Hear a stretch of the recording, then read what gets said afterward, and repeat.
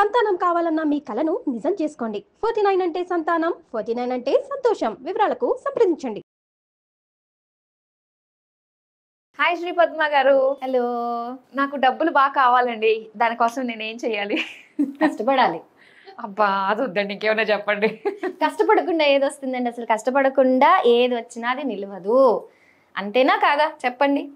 కష్టపడకుండా ఏది వచ్చినా 2 రోజులే ఉంటుంది, ఆ తర్వాత వెళ్ళిపోతుంది. ఓవర్ నైట్ వచ్చింది, ఓవర్ నైటే వెళ్ళిపోతుంది. కష్టపడింది ఎప్పుడు ఉంటుంది.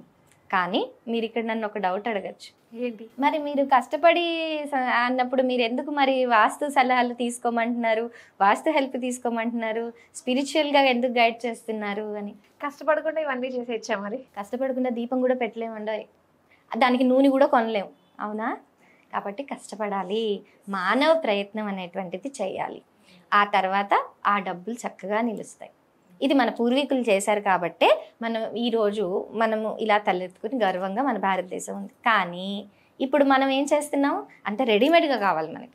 అవునవును. ఎప్పుడు మనకి ఈరోజు కష్టపడలేము, కానీ మనకి రిజల్ట్ కావాలి. అలాంటి పరిస్థితే ఎప్పుడు కూడా ప్రాబ్లమ్స్ని తీసుకొస్తుంది. అయితే ఇప్పుడు డబ్బులు కావాలని ప్రతి ఒక్కళ్ళకి ఉంటుంది. సరే, దాని గురించి కష్టపడుతున్నారు. ఎంత కష్టపడినా కూడా డబ్బులు రావట్లేదు.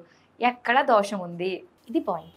ఇప్పుడు మనం కష్టపడ్డాం, మనం కష్టపడ్డాక కూడా మనకి డబ్బులు రావట్లేదు అన్నప్పుడు ఖచ్చితంగా మనం ఇప్పుడు ఒక శాస్త్రాన్ని హెల్ప్ తీసుకోవటంలో ఎలాంటి తప్పు లేదు. శాస్త్రాలు కానీ ఒక ఉపాయాలు కానీ ఉన్నవి అందుకే, పెద్దవాళ్ళు మనకి ఇవి ఇచ్చింది అందుకే. అయితే ఇక్కడ మనం బాగా గుర్తుపెట్టుకోవాల్సిన విషయం ఏంటి, ముఖ్యంగా మీరు ఎప్పుడైతే డబ్బు పరంగా ఇబ్బందులు పడుతున్నారో మీరు చూసుకోవాల్సింది ఏంటి, మీ ఇంటి యొక్క అన్ని డైరెక్షన్స్ని చూసుకోవాలి. మనకి డబ్బు అనగానే ఫస్ట్ గుర్తుకొచ్చేది ఉత్తరం. ఉత్తరం డబ్బిస్తుంది, ఉత్తరం డబ్బిస్తుంది కాదనట్లేదు. ఉత్తరంతో పాటు మిగతా డైరెక్షన్స్ కూడా డబ్బుకి దోహదపడతాయి. శరీరంలో ఎన్నో అవయవాలు ఉన్నాయి. ఒక అవయవం ఇంకో అవయవానికి ఇంటర్ రిలేటెడ్ కాదు అని మనం అనలేము. అవును. కాబట్టి ఇది కూడా అంతే. ఎప్పుడైనా సరే ఇప్పుడు మనం ఇంతకుముందు మనం కిచెన్లో నీట్నెస్ గురించి ఒక ఎపిసోడ్ చేసాము.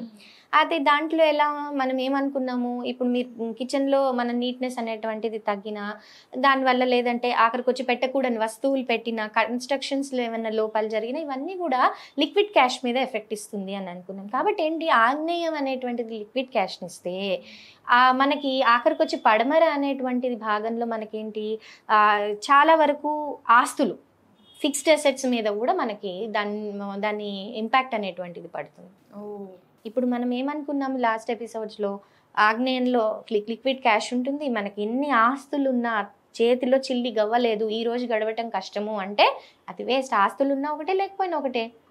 కాబట్టి మనం అది ఎలా జాగ్రత్తగా చూసుకున్నాం ఆ జోన్ని, ఈ జోన్ని కూడా అలాగే చూసుకోవాలి. ఓకే. పడమర కూడా అంతే జాగ్రత్తగా చూసుకోవాలంటే ఈ జోన్స్లో ఎలాంటి వాస్తు దోషాలైనా ఉన్నా కూడా దాని మీద ఎఫెక్ట్ వస్తుంది. అయితే ఇక్కడ ఏంటి, మనకి ఐశ్వర్యము అనగానే ఫస్ట్ మీకు గుర్తుకొచ్చేది ఏంటి, డబ్బు. కానీ ఐశ్వర్యము అనేటువంటిది చాలా అష్టైశ్వర్యాలు అన్నారు మన పెద్దవాళ్ళు. అది కేవలం ధనమే కాదు, ధనం కాకుండా ఆరోగ్యము మనకు ఐశ్వర్యమే, పిల్లలు మనకు ఐశ్వర్యమే, మన ధైర్యము, శక్తి సామర్థ్యాలు ఇవన్నీ కూడా మనకు అంతా ఐశ్వర్యమే, అష్టలక్ష్ములే ఉన్నాయి. కాబట్టి ఏంటి, ఈ ఐశ్వర్యము అన్ని విధాలుగా చూసుకోవాలి. మన దగ్గర డబ్బు ఉంది కానీ ఆరోగ్యం లేదు, మరి మనకి డబ్బులు ఉన్నా ఒకటే, లేకపోయినా ఆ డబ్బులన్నీ వెళ్ళిపోతాయి, హాస్పిటల్ పాలైపోతాయి. కాబట్టి ఏంటి, ఇక్కడ మనం ఉత్తరం నుంచి మనకి డబ్బు వస్తుంది, ఉత్తరం మళ్ళీ ఆరోగ్యాన్ని కూడా ఇస్తుంది. కాబట్టి ఈ నార్త్ జోన్ని కేవలం ఈ దృష్టితోనే కాకుండా ఆరోగ్యము అనేటువంటి దృష్టితో కూడా మనం చూసుకోవాలి. అయితే మనకి కొన్ని సార్లు ఏంటంటే అనుకున్న పనులు జరగవు, ఆపర్చునిటీస్ చేతి వరకు వచ్చి వెళ్ళిపోతూ ఉంటాయి. దీనికి ఏది కారణం అంటారు? ఎప్పుడైనా సరే చేతికి ఆపర్చునిటీస్ వస్తున్నాయని అంటే అగైన్ మనం ఉత్తరం చూసుకోవాలి.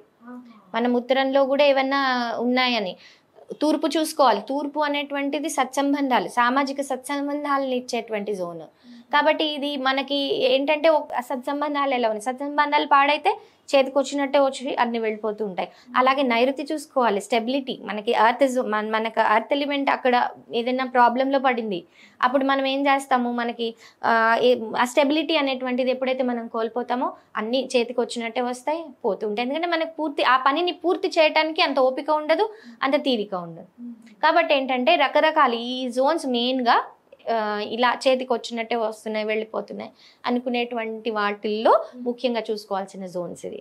సో ఇప్పుడు ఒక ఇంట్లో ఉన్నాం, మనం ఏమేమి ఈజీగా కరెక్ట్ చేసుకోగలం మనీని అట్రాక్ట్ చేయడంలో అంటే ఏం చెప్తారు? ఇప్పుడు మీరు వాస్తు కన్సల్టెంట్ని చూసుకుని లేదంటే మీరు వాస్తు అనుకూలంగా ఇల్లు అంతా చక్కగా కట్టుకున్నారు, ఫిజికల్ కన్స్ట్రక్షన్స్లో ఎలాంటి ప్రాబ్లము లేదు. కానీ ఇంటర్నల్ ప్లేస్మెంట్స్లో అంటే వస్తువులు పెట్టేటువంటి విషయాలకు వచ్చేసి మీరు ఏదైనా ప్రాబ్లం చేశారు, అప్పుడు ఏమవుతుంది, అక్కడ అగైన్ ఆర్థిక ఇబ్బందులు అనేటువంటివి వస్తాయి. ఉదాహరణకి కిచెన్లో మనం ఎక్కువ బ్లాక్ కలర్స్ వాడద్దు అన్నాం. పూర్వకాలం ఇళ్లలో అంతా బ్లాక్ కలర్సే ఉన్నాయి. కానీ బ్లాక్ కలర్స్ ఉన్నాయి, మాకు ఏం ప్రాబ్లం లేదు, ఈరోజు అంతా మేము బాగానే ఉన్నాము అని అంటారు. నిజంగా కనుక చూస్తే ఆ ప్రాబ్లం అనేటువంటిది కేవలం డబ్బు పరంగానే కాదు, ఇంకా చాలా రకాలైనటువంటి ఇబ్బందులు, డబ్బుతో కూడుకున్నటువంటి ఇబ్బందులు వాళ్ళు ఫేస్ చేసి ఉన్నారు. పిల్లల పెళ్ళిళ్ళు కావచ్చు, చదువులు కావచ్చు, వాళ్ళ ఆశల్ని కోరికల్ని చంపుకుని వాళ్ళ పిల్లల కోసం పెట్టిన పరిస్థితులు కూడా ఉన్నాయి. అంటే అది అందరూ చేస్తారు అని అంటే అందరూ ఎందుకు చేస్తారు, కొంతమంది చేస్తారు, కొంతమంది చేయరు. వాళ్ళకి అనుకూలత ఉందనుకోండి, వాళ్ళు అలా ఉండాల్సిన అవసరం లేదు కదా. ఈ ఇంపాక్ట్ కూడా దానివల్ల పడుతుంది. కాబట్టి ఏంటంటే కలర్స్ ఎంపికలో కూడా మనం కొంత జాగ్రత్త వహించాలి. అమ్మమ్మలు తాతమ్మలు వాళ్ళందరూ ఏం చేసేవాళ్ళు, పోపుల డబ్బాల్లో చక్కగా డబ్బులు దాచుకునే వాళ్ళు. ఇంట్లో ఏదైనా అవసరం వచ్చినప్పుడు తీసి కాస్త ఇచ్చేవాళ్ళు. అది చాలా మంచిది. అంటే ఎప్పుడు కూడా కొంచెం క్యాష్ అనేటువంటిది ఆగ్నేయంలో ఎప్పుడు పెట్టుకోవాలి. సో అలాగే ఉత్తరం మనం ఏంటి బీరువాలు పెడుతున్నాం, ఇప్పుడు నైరుతిలో బీరువా పెట్టండి అని అంటున్నారు. నైరుతిలో బీరువా పెట్టండి, ఉత్తరం వైపు తలుపు తీర్చు, దాన్ని ఓపెన్ అవ్వాలి అని అంటున్నారు. అసలు వాస్తవానికి ఆలోచించండి, నైరుతిలో బీరువా పెట్టింది అయితే ఉత్తరంలో ఎందుకు ఓపెన్ అవుతుంది? 225 degrees నైరుతి, మనకి నైరుతిలో మీరు పెట్టారు బీరువా అంటే, మీరు దక్షిణ నైరుతిలో కనుక బీరువా పెడితే అది దాని తలుపులు ఎక్కడ ఓపెన్ అయితే నార్త్ ఆఫ్ నార్త్ వెస్ట్, దానికి ఆపోజిట్, దాని ఆపోజిట్ లో ఓపెన్ అయితే, అంటే ఉత్తరంలో ఓపెన్ అవ్వట్లేదు, దాని పక్క జోన్ లో ఓపెన్ అవుతుంది. అంటే ఇక్కడ నుంచి ఇలా ఓపెన్ చేస్తే వెనక్కి ఇలా వెళ్తున్నాయి కదా. ఇప్పుడు మన కాన్సెప్ట్ ఏమంటున్నారు, నైరుతిలో పెట్టిన బీరువా ఉత్తరంలో ఓపెన్ అవ్వాలని అంటున్నారు. అప్పుడు మీరు వంకరగా పెట్టాలి బీరువాని. అవును, వాస్తవానికి చూడాలని అంటే ఏ స్థలము 0 degrees ట్రూ నార్త్ చూపించదు, ఎక్కడో తప్ప. అది ఎంతో అదృష్టం ఉండాలి అలాంటి స్థలం రావాలంటే. అలాంటప్పుడు ఏమవుతుంది, కొంచెం వంకర టింకర్ డైరెక్షన్స్ ఉంటాయి ఎప్పుడు కూడా. అలా ఉన్నప్పుడు ఏంటి, మీరు బీరువాని పెట్టినప్పుడు దక్షిణ నైరుతిలో పెట్టిన బీరువా మనకి వాయువ్య స్థానంలో, వాయువ్యం అంటే ఏంటి, ఉత్తర వాయువ్యాన్ని చూస్తుంది. పడమర నైరుతిలో పెట్టిన బీరువా ఆగ్నేయంలో తూర్పు ఆగ్నేయాన్ని చూస్తుంది. మీకు ఉత్తరాన్ని చూడాలంటే కొంచెం స్లాంటింగ్ గా పెట్టాలి. అలా పెడతామా? పెట్టాం. దాని అర్థం ఏంటంటే నైరుతిలో పెట్టిన బీరువా పడమర వాయువ్యాన్ని ఎప్పుడైతే చూస్తుంది, పడమర వాయువ్యం ఏంటంటే జోన్ ఆఫ్ అట్రాక్షన్, అది అట్రాక్ట్ చేసుకుంటుంది, అంటే దాంట్లో పెట్టినటువంటి వస్తువులు పెంపొందించుతుంది. అందుకే ఎప్పుడు కూడా పడమర నైరుతిలో పెట్టిన బీరువాకి ఆపోజిట్ లో ఫెంగ్ షుయ్ ప్రకారంగా అద్దం పెట్టిస్తారు. అప్పుడు ఏమిటి, అది అట్రాక్షన్ అనేటువంటిది పెరుగుతుంది, డబల్ అవుతుంది అని. అలాగే పడమర నైరుతిలో కనుక మనం బీరువా పెట్టినప్పుడు ఆగ్నేయం అంటే తూర్పు ఆగ్నేయాన్ని చూసినప్పుడు ఏంటి, లిక్విడ్ క్యాష్, చేతిలో ఉండేటువంటి డబ్బు పెరుగుతుంది, సేవింగ్స్ రూపంలో పెరుగుతుంది. కాబట్టి కాన్సెప్ట్ అదనమాట. అంతేగాని బీరువాని మనం నైరుతిలో పెట్టేసాము, దాని తలుపులు ఉత్తరానికి ఓపెన్ అంటే తలుపులు ఉత్తరానికి ఎందుకు ఓపెన్ అవుతాయి? అది కాదు కాన్సెప్ట్ దాన్ని. ఇక్కడ ఏంటి, ఇంకొకటి ఏంటి, ఇది ఒక కాన్సెప్ట్. అయితే ఈ కాన్సెప్ట్ని గుర్తుపెట్టుకుని మనం ఏం చేసాం, ఉత్తరాన్ని నెగ్లెక్ట్ చేసేస్తున్నాం. కాబట్టి ఉత్తరంలో ఎప్పుడు కూడా మనకి కరెక్ట్ ట్రూ నార్త్లో ఎప్పుడు కూడా ఒక బౌల్ తీసుకుని, బౌల్లో మొత్తం ఒక గాజు బౌల్ కానీ ఏదైనా కూడా తీసుకోవచ్చు. దాన్ని తీసుకుని దాంట్లో కాయిన్స్ వేయండి, చిల్లర నాణాలు ఉంటాయి కదా, చక్కగా కాయిన్స్ వేసి ఆ కాయిన్స్ అది ఎప్పుడు కూడా అలా కాయిన్ ఉంచండి. ఎప్పుడు కూడా ఆ కాయిన్స్ అక్కడ పెట్టాలి, దుమ్ము ధూళి ఇవన్నీ లేకుండా ఉరికిన అలా కాయిన్స్ ఉంచండి కొన్ని. అది షో పీస్గా కూడా మీరు పెట్టుకోవచ్చు. దానివల్ల ఏమవుతుంది, మనకి డబ్బు అనేటువంటిది ఎక్కువగా ఇన్ఫ్లో అనేటువంటిది పెరుగుతుంది. నార్త్లో అది పెట్టాలి. పూర్వకాలంలో అనేవాళ్ళు మనకి ఇలా బీరువాళ్ళు కాన్సెప్ట్ లేనప్పుడు ఉత్తరంలోనే పెట్టుకునేవాళ్ళు. ఈ నైరుతి అనే కాన్సెప్ట్ ఉండేది కాదు అప్పుడు. ఇప్పుడు ఏంటంటే లాకర్లు, పెద్ద పెద్ద బీరువాలు ఇవన్నీ పెరిగిపోయాయి వెయిట్, కాబట్టి దాన్ని నార్త్లో పెట్టకూడదు, కాబట్టి మనం నైరుతిలో పెట్టి ఈ విధంగా పెట్టండి అని అంటున్నారు.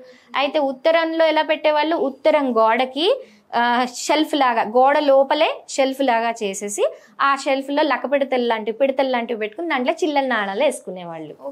బాగా ఉండేవాళ్ళు ఏం చేసేవాళ్ళు, కొంచెం స్తోమత ఉన్న వాళ్ళకి పెట్టెలు ఉండేవి, పెద్ద పెద్ద ట్రంక్ పెట్టెల్లాగా పెద్ద పెట్టెలు ఉండేవి, చెక్కతో చేసిన, దాంట్లో నగలు అన్ని వాల్యుబుల్స్ అన్ని పెట్టుకునేవాళ్ళు. ఇంకా దాయాలనుకునే వాళ్ళు ఉత్తరంలో ఇలా చిన్నగా గొయ్య చేసేసి ఆ గోతిలో ఇవన్నీ పెట్టేసి అలా మూసేసేవాళ్ళు. అందుకే కదా మనకి లంకె బిందెలు ఇవన్నీ కూడా దొరికింది ఎలాగా, ఆ కాన్సెప్ట్ అది.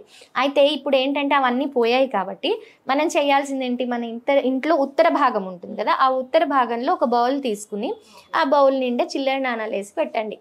ఏదో ఒకటి రూపాయో 50 పైసల్లో 2 రూపాయలు 5 రూపాయలు మీకు ఎన్ని దొరికితే అన్ని దాంట్లో వేసి పెట్టండి. అది దుమ్ము ధూళి పట్టకుండా ఎప్పటికప్పుడు ఫ్రెష్గా ఉంచుకోండి. అంతకు మించి చేయాల్సిన అవసరం లేదు. మనీ అట్రాక్ట్ అవుతుంది అనమాట. మనీ అట్రాక్ట్ అవుతుంది దానివల్ల. కానీ ఎన్ని విన్నా కూడా, ఎంత తెలుసుకున్నా కూడా ఇంకా ఇంకా అనిపిస్తుంది అండి, ఇంకా సంథింగ్ ఏదో మిస్ కొడుతుంది మన ఇంట్లో అన్నట్టుగా.